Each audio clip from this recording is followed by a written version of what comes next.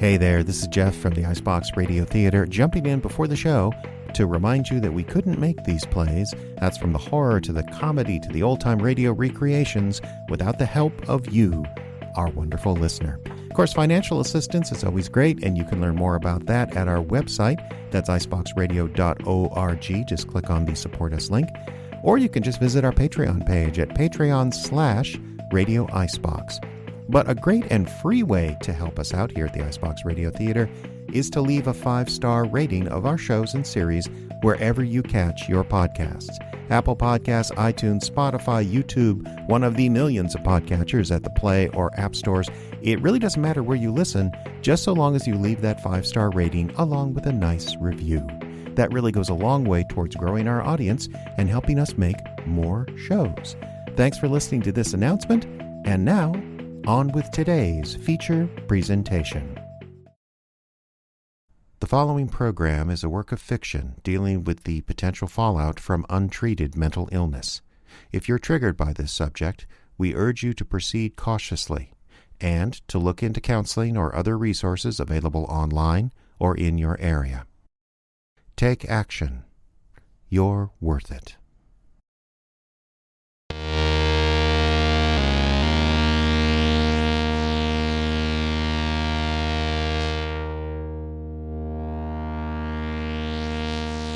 The Smell of Pines, Darkly. Part 3.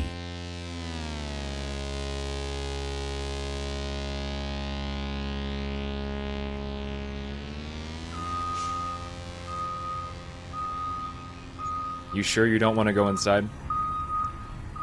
No. There's no reason to be out here if... I want to see. Yeah, well, I don't think you realize what it's going to be like, son. The truck T-boned your mother's car, the driver's side. It hit her so fast the airbags didn't even have time to deploy.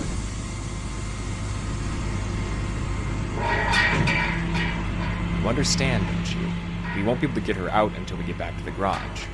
The coroners will have to be present, I understand. I want to see. I think it would be better if you head up back to the house. I have a right to be here. Suit yourself.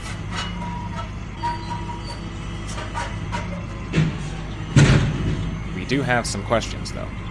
What? Some questions? It was a new car? Yeah. She bought it from a lot in Ore just yesterday. Didn't she report a vehicle missing recently? She did, yeah. Her van disappeared from our driveway yesterday. The insurance paid out that fast? No. She got an inheritance. Paid cash for the car. Tell me, where's your dad? He went out. How long ago? A few hours, I think. Any idea where he went? No. He had errands, he said. Uh-huh. Tell me, Daniel, did your mom and dad fight? I wouldn't call it a... But they fought sometimes. I wouldn't call it a fight. They argued. Mm-hmm. Was your mom depressed? Seemed extra sad recently. No, she was fine. Okay, alright. I just ask. Well, look, you should be ready. What do you mean? Just be ready. There's some real weird things about this accident. Me, or one of the detectives, or some other officer is going to have to ask you a lot of questions. I don't understand. This doesn't look right.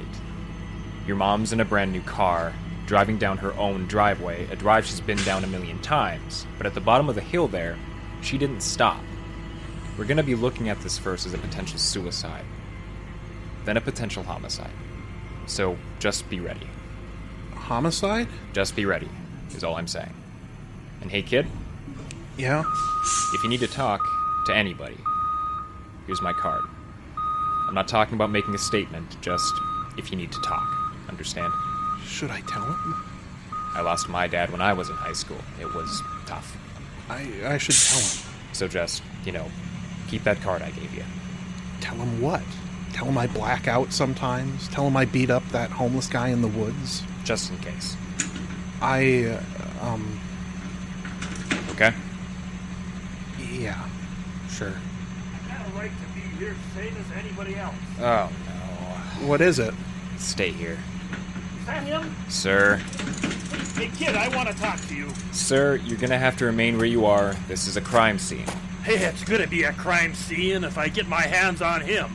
Hey, you know where my daughter is? Mr. Leibowitz, you're going to have to leave. I want to talk to him first. Sir. You don't mind, do you, kid? I mean, if you got nothing to hide, what's the difference? I'm sorry, I don't know what you're talking about. Oh, the hell you don't. My daughter is missing. Looks like dead. You were the last person to see her alive. Mr. Leibowitz, that's just not true. My girl's name was Beth. She worked at that crap diner downtown. Just started. Beth? Do you know her? Not really. We just had one conversation after last Tuesday. Oh, conversation. Is that what they're calling it now? Mr. Leibowitz. The way I heard it, he was trying to get into her pants. But my Beth is a good girl. Is that why you killed her? Mr. Leibowitz, I'm going to arrest you in a minute if you don't get yourself under control. Why don't you get it under control instead of bothering good citizens like me? You know? All right. Whoa! What are you doing? What does it look like? You're under arrest for interfering with the police investigation. You got no right. Take it up with your lawyer. Is it illegal for a father to look for his kid? Of course not. But you're not the only person with problems today, Mr. Leibowitz. You see that wrecker down there? Van in the back's got a body in it. You want to go look inside and see what he's going through today? You want to go see what's left of his mother?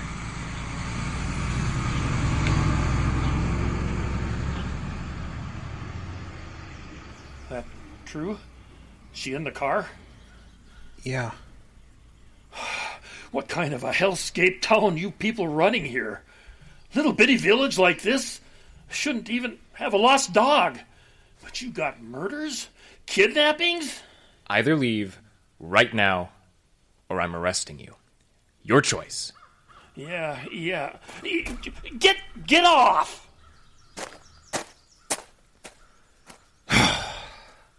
I'm sorry about that, Daniel. Who is he? No one. Don't worry about it. I really did talk to a girl named Beth down at the Viking, and I heard something happened. I said don't worry about it. You know, Deputy, not knowing things is actually much more stressful than knowing things that are bad. You say you heard what happened. Just from some old guys downtown, and I saw the police tape. Yeah, well, I'm not at liberty to discuss an ongoing investigation, but yes, it's a crime scene. How well did you know her? I only talked to her once. Uh-huh. And what'd you talk about? She told me she was in town living with her aunt. Barb Houston, she said. Mrs. Houston, sure. And that, Go on. well, she said she was here to get away from her father. Get some distance from him, she said. Okay. Well, having met the gentleman, I think I see her point. Did she say where she was coming from? No. I'll talk to Barb and find that out. Maybe I'll get lucky and she had a restraining order against the dad. Lucky? Yeah, it makes him a material witness. I can throw him in a cell for 48 hours. Thanks. Don't mention it. And seriously, Danny, go inside. No one calls me Danny. Not even my mother.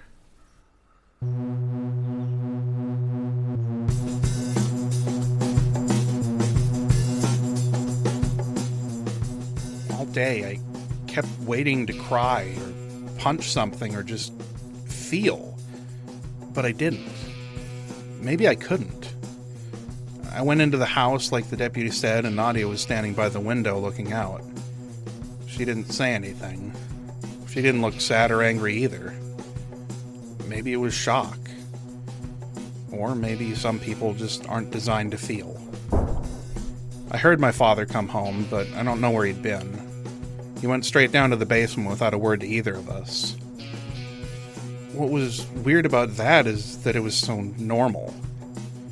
I couldn't imagine him doing anything else, and it didn't even occur to me until later to talk to him about Mom. She was dead, but I never thought to say a word. She was dead, and all of us were hiding in our rooms. Nadia's right. I do have quite a collection of books, and that's where I spent the rest of the afternoon. looking through psych books, considering diagnoses for me, my father, my sister. Sociopath? Probably. Psychopath? What does that even mean? Paranoia? Manic depressive? Schizophrenic? Schizophrenic. Schizophrenia is a serious mental disorder in which people interpret reality abnormally. Schizophrenia may result in some combination of hallucinations, delusions, and extremely disordered thinking and behavior that impairs daily functioning and can be disabling. Hallucinations. I looked out at the woods.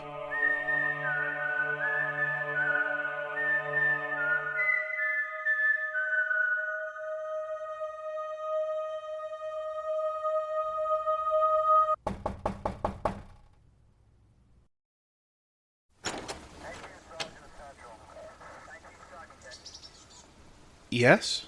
Your dad home, Danny? Yeah. Could you let us in, please? I don't understand. What's going on? It's all right. It's all right, Daniel. Dad? Move out of the way, boy.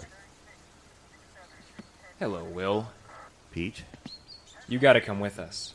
And you gotta put these on. I don't think that it's... Will, you're under arrest. You have the right to remain silent. If you give up that right, anything you say can and will be used against you in the court of law. You have the right to an attorney. If you can't afford an attorney, one will be appointed for you. Hey, you have to tell me what's going on. You want to tell him, Will? You want to explain to your boy how his mom died? I am innocent until proven guilty. And that was it. My father, stone-faced and emotionless, was led away in handcuffs without another word. I stood in the doorway, knowing I was feeling a lot of things, but unable to name any of them. I realized that Nadia had joined me at some point. She was just standing there too, staring, just like I was, emotionless. Dee, it's Nadia. I need a favor. Does your sister still date that cop? Nadia was on her phone. My mom's dead and they just took my dad away in handcuffs. I need to figure out what's going on. I don't care if he could get in trouble, and if we're friends, you wouldn't care either. Just call me back. We stood there, staring out at the driveway where the cops used to be, where her father had just been put in the back of a police car and taken away. It seemed like a long time, but actually it wasn't even 5 minutes. Hello? Yeah? Alright, thanks. Mom's brakes were tampered with, and they think Dad did it.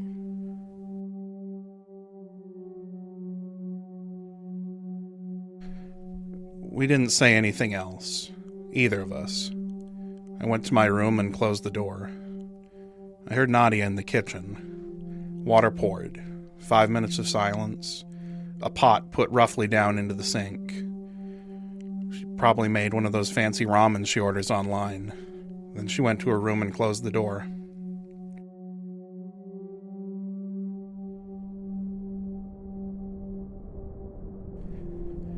I sat on the edge of my bed. I felt like I was waiting for something. Like I was a kid in an orphanage. Suitcase packed, best clothes on, waiting for his new parents. In my case, replacement parents. I looked out at the woods. The trees were whipping around pretty good. There was plenty of wind. Maybe snow later.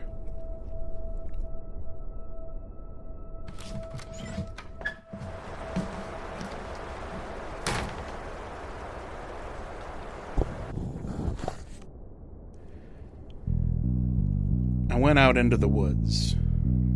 Late afternoon now, dark soon. I could see the wind in the pines. I could smell the melting snow. I could feel the earth and needles beneath my feet. I could look around and see all the familiar things, but of course I couldn't hear anything but the music that I pumped into my ears. It was one of my songs, if you could call it a song. Just messing with synths, really. Accessible to no one but me. I should have put on real music, something I would enjoy, something that could distract me. Instead, all I could think of was taking the headphones off and hearing... what? Schizophrenia is a serious mental disorder in which people interpret reality abnormally. Reality. Reality is... what?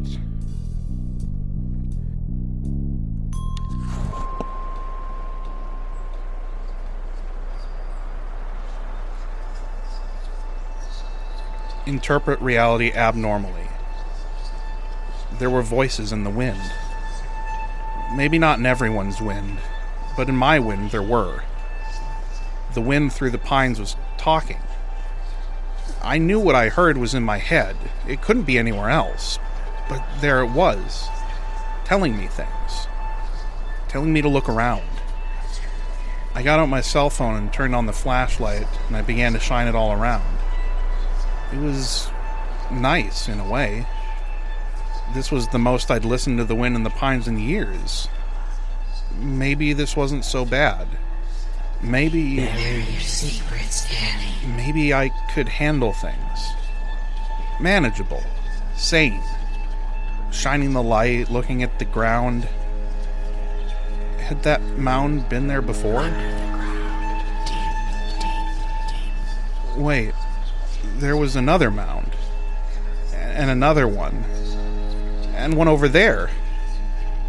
Had these been here before? Had something been digging up the woods? Had I? I looked at my hands expecting to see calluses. There might have been more than before. I don't know. I was very, very interested now in what I was hearing in the wind around me. I was guilty of blocking it out for so long. The wind in the pines have been trying to tell me things. Bury them, Daddy. Bury what? The bones? The memories? Forgetting is kind of burying, isn't it? I forgot what happened after that fight with Mom. I just blacked out and woke up on the ground in the woods, having lost a whole night. Mom is dead. That girl Beth is too. Did I? Could I? Who'd you murder, Daniel? Bury them, Daddy. I'm trying, but they keep coming back. It keeps coming back. I don't want to remember. You can't lie if you don't remember, right? Right? You're going to have to kill him, too. Who? Nadia?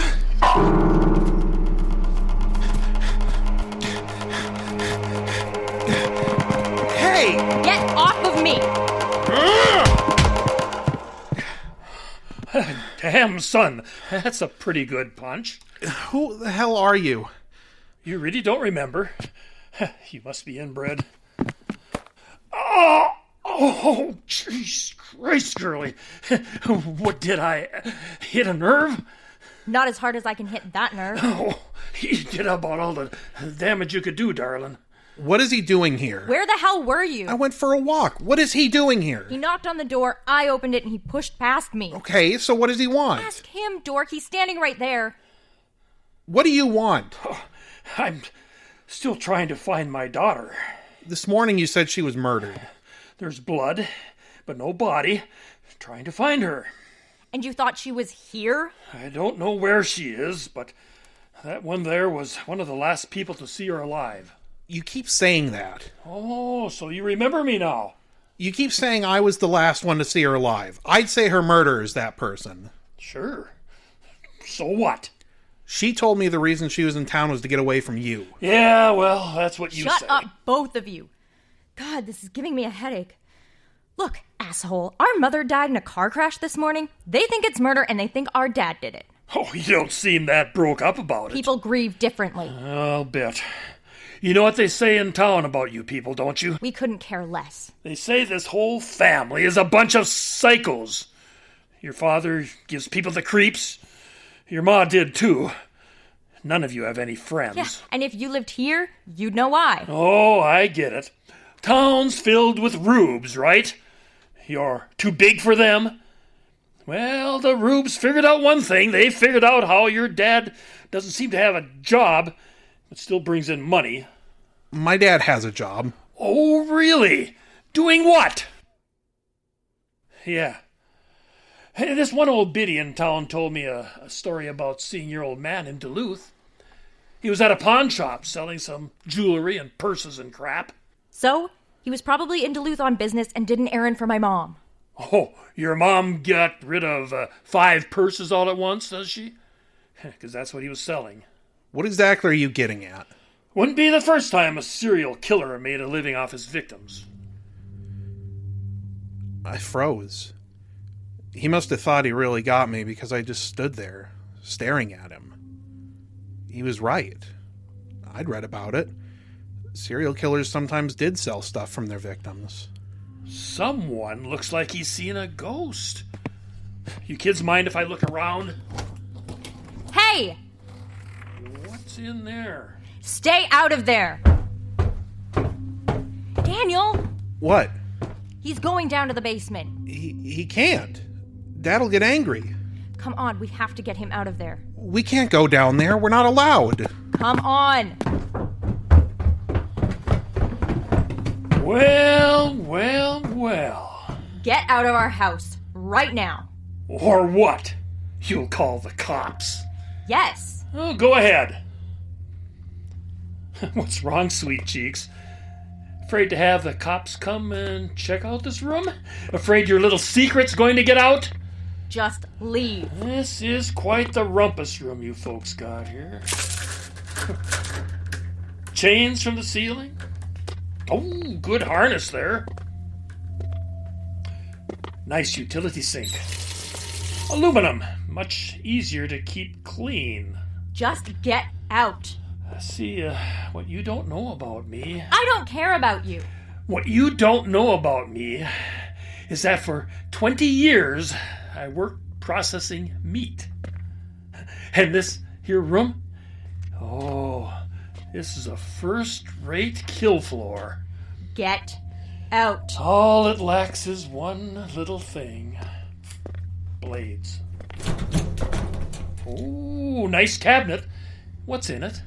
This is our father's workroom. None of us are allowed down here. What's your father do again? Oh, that's right. We passed that. You got the keys to this cabinet? No. How about you, boy? You got access to whatever your daddy keeps in there? No. Sure. Of course not.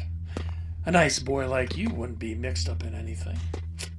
Well, look, most people, I'm thinking your dad thought that the padlock would be enough. Funny thing about padlocks, they're only as strong as the metal they're hanging on. See that? Lead pipe, little leverage. Handle on this $99 cabinet. Use right away. Don't open that. Or what? Come on, kids. Let's see what Daddy's hiding. It'll be fun. Daniel? What's wrong with that kid? Daniel!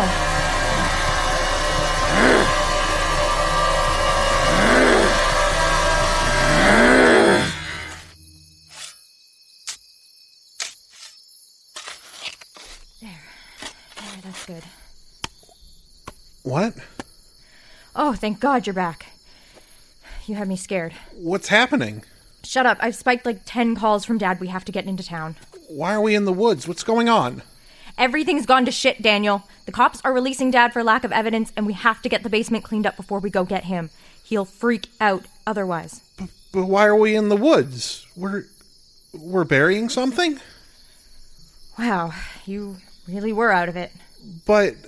There's no time now. Go back to being catatonic or whatever. What? Just go back to staring and doing what you were told. Things were a lot easier that way. Nadia, what... Wait, shh. It's okay. What did we do? It's okay. Don't think about it. Don't think at all, okay?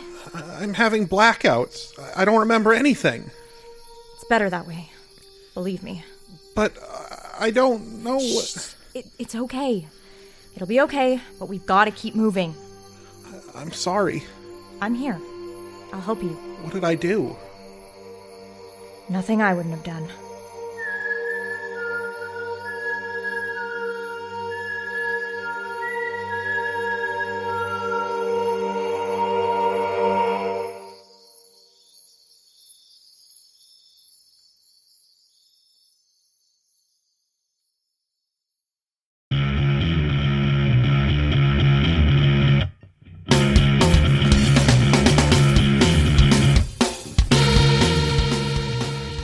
Smell of Pines, Darkly. Part 3.